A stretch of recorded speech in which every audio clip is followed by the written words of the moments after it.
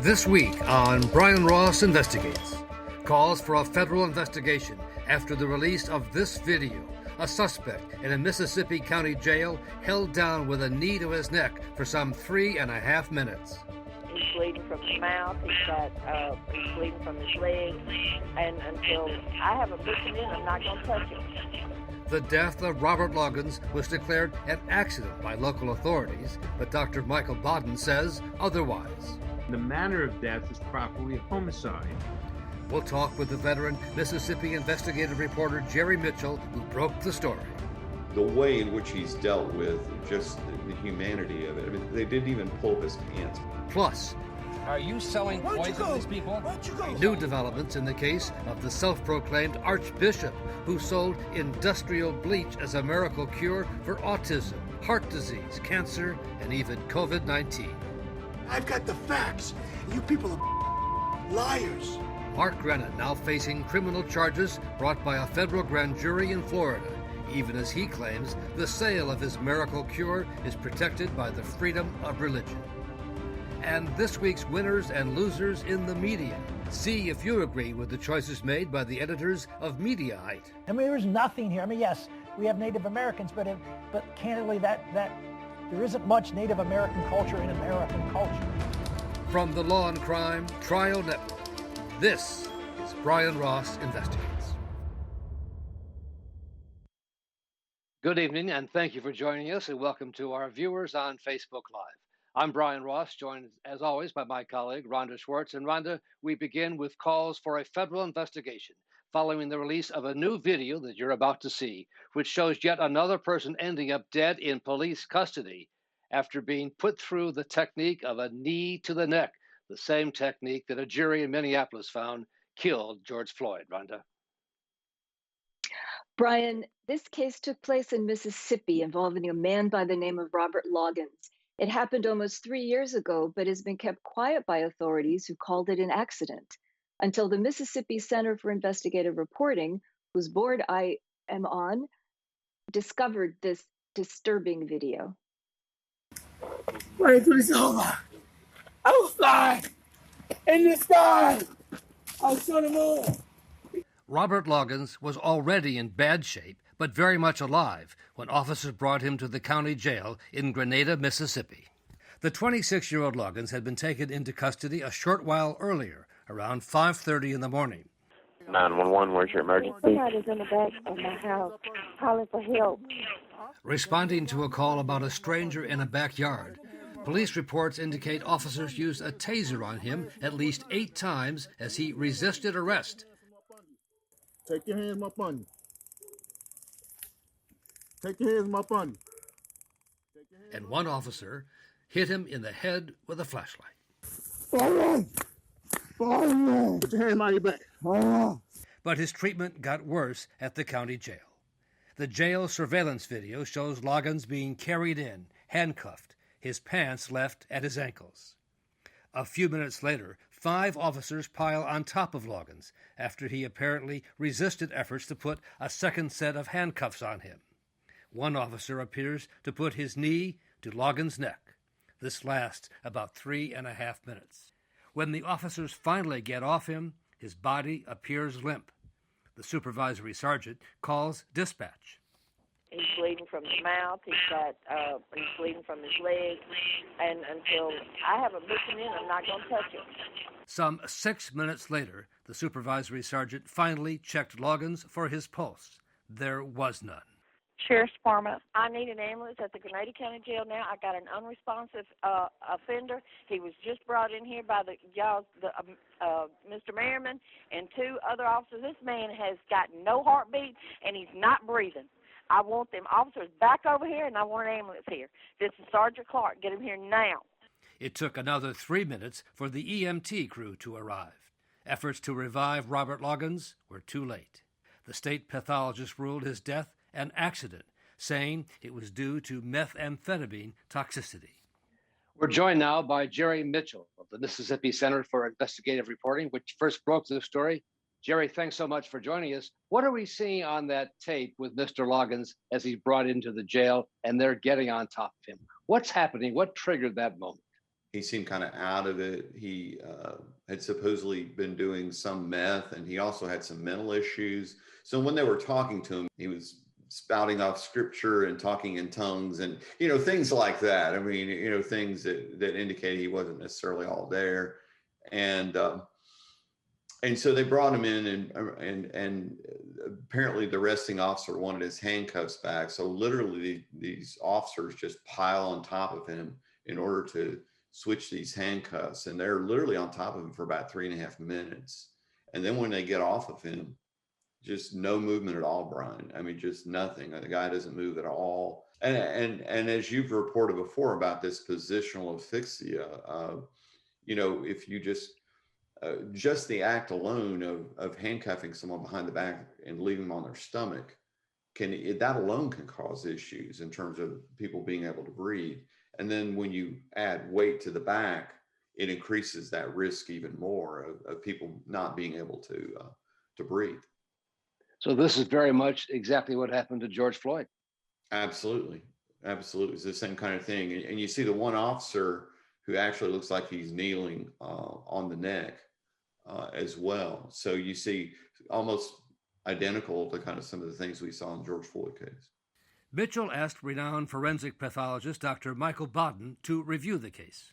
I shared the autopsy with Dr. Michael Baden, and he said, look, this is a homicide. This isn't an accident. You can tell by the video that, this wasn't an accident. In my opinion, the true manner of death is restraint, asphyxia, inability to breathe due to the pressure that was being put on his back during restraint. And the manner of death is properly homicide. Homicide meaning that death at the hands of another. The amount of drug taken that by him was enough to cause bizarre behavior and inability to understand what the police were asking him to do and respond appropriately, but not enough to cause death, a very low level for causing death. The other thing I might note is the state pathologist's files. If you go by what he had in the files, he didn't have a copy of this video. So my suspicion is he may have never seen this video before he made the ruling that this was an accident. The incident happened some 2.5 years ago and only became public after Jerry Mitchell was able to get a hold of the video from the jail. Well, I had a source basically leak it to me, and it's never been out there before. So it's never been made public until we made it public. And so it's just not been seen. It wasn't like authorities released this video or showed this video. It was not even seen. And I had a source leak it to me. And now there's litigation going on. His family is in fact suing the police office, the ambulance, people responding for the ambulance and otherwise. And what about local authorities? Is there any indication they plan to prosecute the officers? No, none. And in fact, from best indication that no one got suspended or, any kind of discipline that we can tell. And certainly no charges at this point. I know that they questioned, the officers involved. And of course, they all insisted they had done nothing wrong. Loggins' family has now filed a civil suit against the police, who Mitchell says knew Loggins from previous encounters, even called him by his family nickname, Rah Rah. And even though they knew him, even knew his nickname, they just, obviously you can see from the tape, the way in which he's dealt with just the humanity of it. I mean, they didn't even pull up his pants, Brian. I mean, like he had his pants around his ankles and didn't even pull up his pants and, different things like that you would hope people would do to be more humane. A callous disregard, really, isn't it, Jerry? It's a sad story. It really is, Brian. All right, Jerry Mitchell from the Mississippi Center for Investigative Reporting. Thank you so much for being with us tonight. Thank you, Brian. The Mississippi Black Legislative Caucus is now called for a federal investigation into what happened to Robert Loggins. A request for comment from the Mississippi Police Department, the Grenada Police Department, went unanswered. Coming up next, a crackdown, finally, on the man who calls himself an Archbishop and has made a fortune by selling industrial bleach as a cure for autism. cancer, even COVID-19. You're watching Brian Ross Investigates on the Law&Crime Trial Network.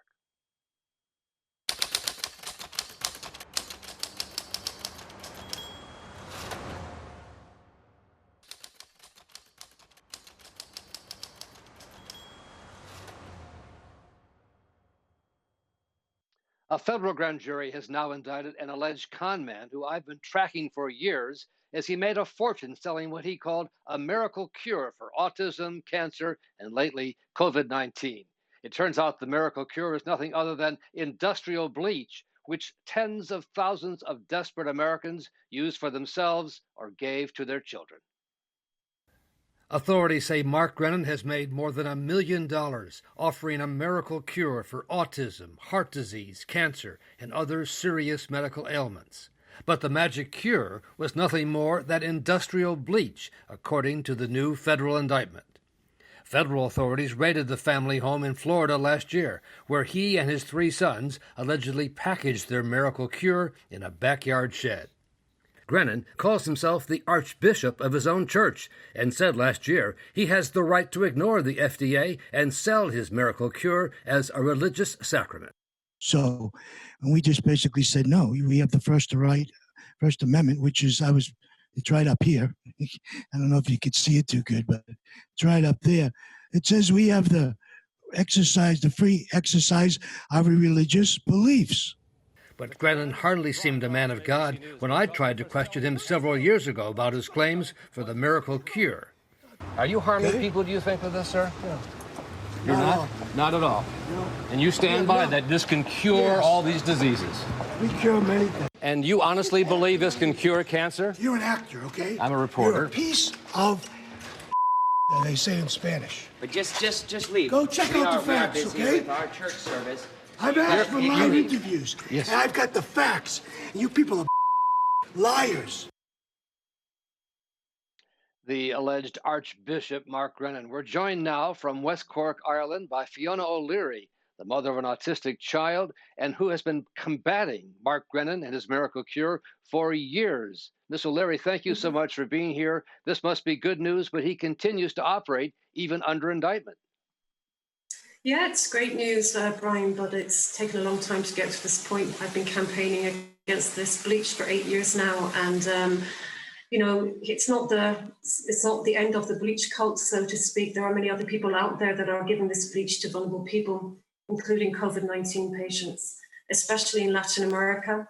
We have colleagues of Grenon's like Andreas Kalker, who have formed a new group called ComUSav, and they are giving this to thousands of people in Latin America as a preventative for COVID and as a treatment, and people are dying, including children.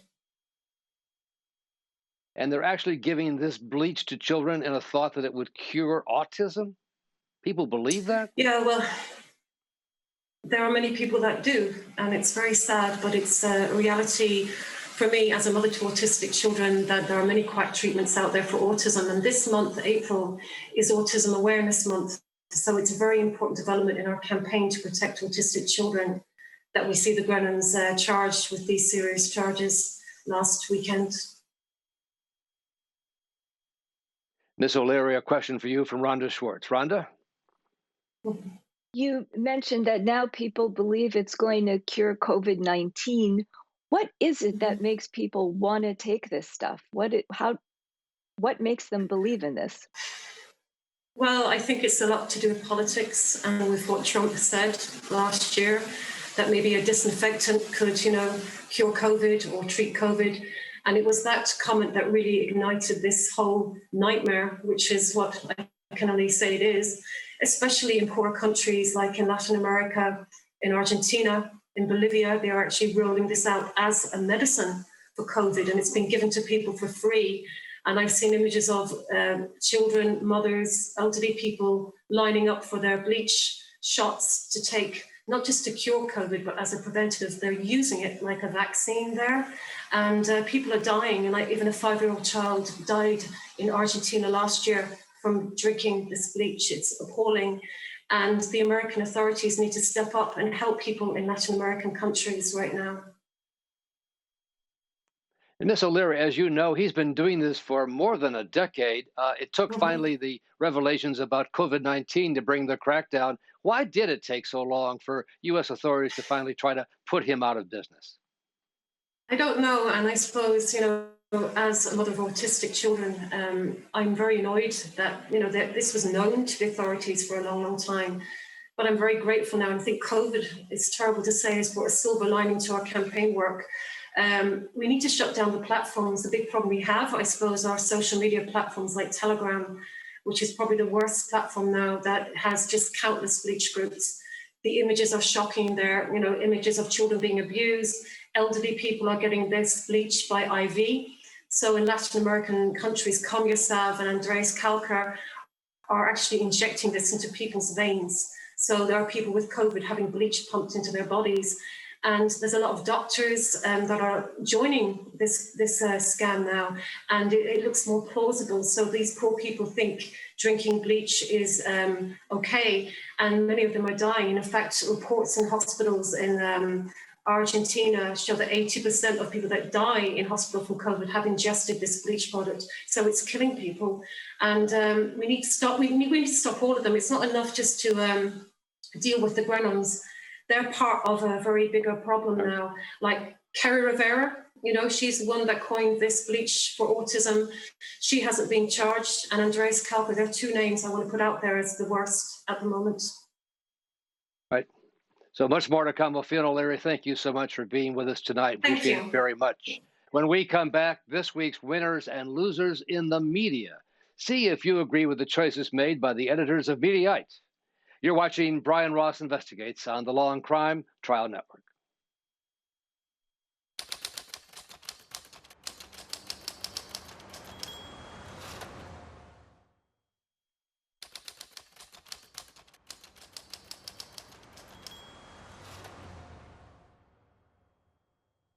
Time now for this week's winners and losers in the media, as chosen by the editors of Mediaite.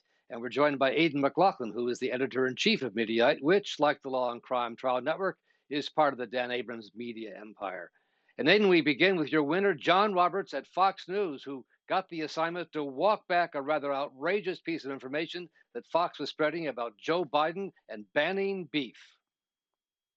On Friday, we told you about a study from the University of Michigan to give some perspective on President Biden's ambitious climate change goals. That research from 2020 found that cutting back how much red meat people eat would have a drastic impact on harmful greenhouse gas emissions.